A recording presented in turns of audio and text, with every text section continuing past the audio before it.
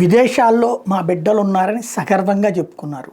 ఇప్పుడు ఆ బిడ్డలకి సంబంధించి అంటే ఇంతవరకు ఎన్ఆర్ఐ పేరెంట్స్గా సమాజంలో హుందాగా బతికినటువంటి వాళ్ళకి ఇప్పుడు అమెరికాలో జరుగుతున్న పరిణామాలతో భయంగా బతికే పేరెంట్స్గా పేరు వస్తుందన్నటువంటిది బాధపడిపోతున్నారు. తప్పేం లేదు, మనం తప్పేం చేయలే. మన పిల్లల భవిష్యత్తు మెరుగుపడాలని కోరుకున్నాం.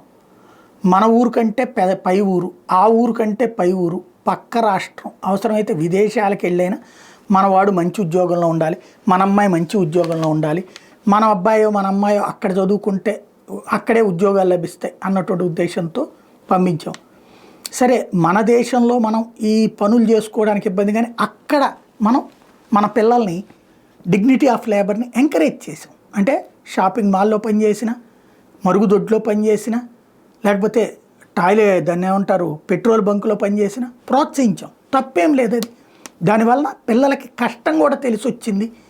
అదే సందర్భంలో ఇవాళ ఆ పిల్లలు మనం చెప్పిన మాట విని అక్కడికి వెళ్ళినటువంటి వాళ్ళు కొంత మానసికంగా వ్యధ చెందుతుంటారు, భయపడుతుంటారు. ఈ టైంలో వాళ్ళని నిరాశపరచొద్దు.